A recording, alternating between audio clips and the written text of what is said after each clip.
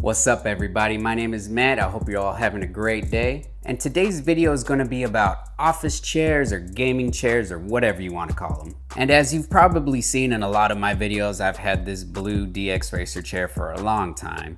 And it's been a decent chair, but I was feeling like it was about time for an upgrade. So I went a little crazy and I went and bought a bunch of chairs to try out. So over the past few weeks, I've gotten to try out each one of these chairs, and I figured since I went to the trouble of buying all these and trying them out, that I would make a video and hopefully it would help some of you out.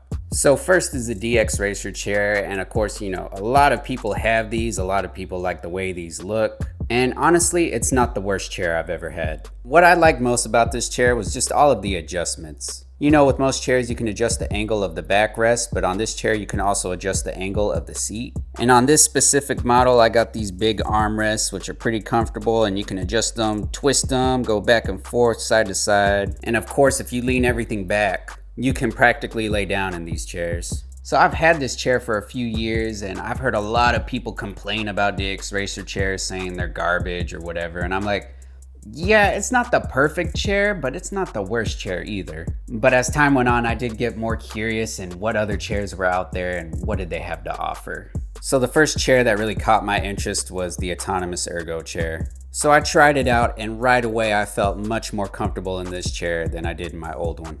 I just felt like this chair supported my back and neck better. The armrests were great as well, and it just has a bunch of adjustments so you can really make it work for you. But yeah, I really liked how you can adjust the lumbar support. You can adjust how far in or out it pushes, where on my old chair it's just a pillow, it's just there. You could also adjust how high or low the lumbar support is as well. And I really like this style of headrest that's really meant to support your neck more than just the back of your head. And yeah, I really like this chair. The only downside is that it's kind of expensive. They range between like $400 and $500. So the next chair I wanted to try out costs a little less. This is the Comeen Ergo Pro chair, and it costs about $270. And just to put that in perspective, I believe the DX Racer chairs cost anywhere between like $300 and $350. But I had never heard of Comeen before. I just saw this chair in another YouTube video where they were comparing chairs, and they all really seemed to like it, so I thought I'd try it out. And this chair was pretty decent, but what I didn't like about it personally was I feel like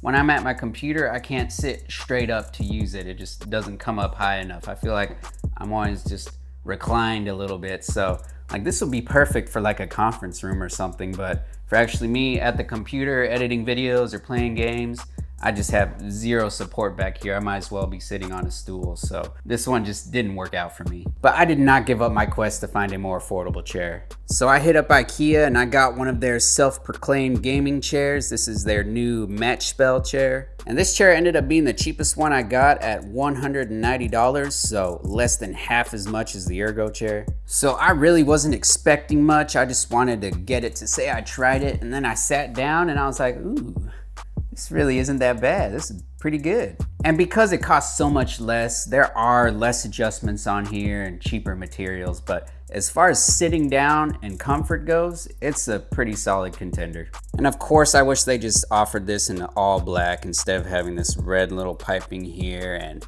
this big red spine on the back, red wheels. And you know, the shape of the back is fixed. There's no way to adjust it, but there is some lumbar support there. For my taste, I would like just a little bit more lumbar support, but hey, this might be fine for you. The armrests are a little tiny and they are just rock solid. There's no give there, no rubbery feeling like some of the other chairs. And then I don't know what's going on with the wheels. If I push this chair across a hard floor surface, these wheels do not turn at all. Of course they do turn when I'm sitting in the chair and rolling it around, but I don't know if these wheels are just made for like hard floors to keep you still, because I do have another chair where the wheels turn really easily.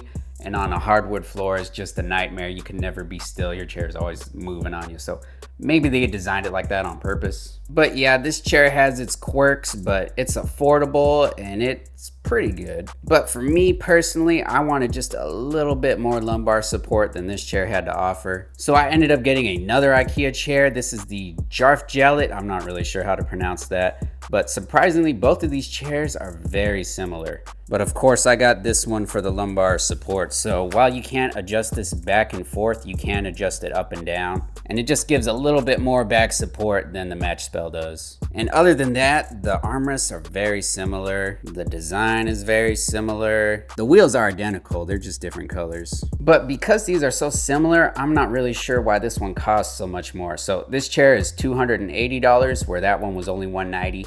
And yeah, you get the lumbar support, you get this headrest I don't like, and the bottom you can adjust it in and out, which you can't do on that one. So yeah, this chair is a little nicer, but I'm just not really seeing almost $100 difference between these two. And also, I don't know why, but even though the cushion looks the same as the other IKEA chair, this cushion is super hard. And again, this chair has its little quirks and stuff like that. You know, it's a cheaper chair. But with that being said, this chair is actually the most comfortable on my back personally.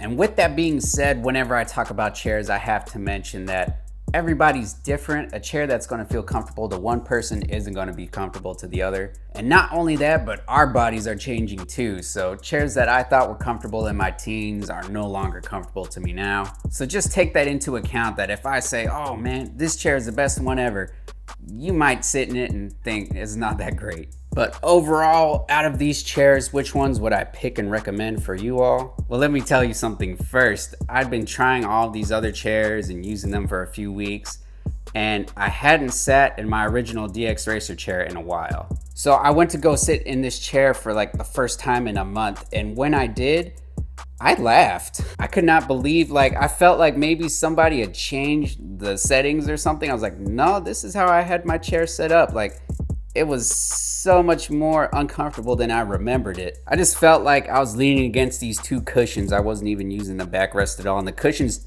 they just felt so much bigger than I remembered them. But yeah, it just made me glad that I was getting a new chair. But now that I have to pick and rank these chairs, I feel like I want to, take parts from some of these and put them on others and just make the ultimate chair. I feel like no matter which one I pick, there's going to be some compromise. But seriously, this Jarf Jalad, or whatever it's called, is definitely going to be my new video editing chair. It's just, for me personally, this chair gives me the most back support, and that's what I need for long editing sessions. But I don't think I'll be using this chair in videos because I really just hate how that headrest looks. I like the look of the mesh headrest. And like I said, this chair may not be for everybody, but for me, this one's staying. As far as the wheels go, you can buy replacements for these online. That's actually what I did on my DX Racer chair. I got these rollerblade looking ones that roll real easy. But if I really had to give just one of these chairs first place, it would definitely have to go to the Ergo chair. It's just really comfortable, and there's a lot of adjustments, and it's just overall a really great chair. The only downside is its price tag. The Match Spell chair, I mean, hey, you get what you pay for. I think it's pretty decent, but if you want to save up and get something nicer, then go for it. I didn't really have any issues with the Comeen chair, except that I didn't feel like I could sit up straight in it, so I mean, it's probably a pretty good chair for some people out there, just not for me. And of course, the DX Racer chair. I've heard so many people bash these chairs and say that they're garbage or whatever, and I'm like, man, they're not that bad. But now that I've gotten to try all these other chairs, I'm like, this chair really isn't that great. Again, it's not the worst in the world, but for the price, it is pretty bad. You could get nicer chairs for the same price or less. But I mean, if you like the way it looks, go for it. That's your call. So I want to thank you all for watching this video. I hope you all found it helpful, and I'll see you in the next one.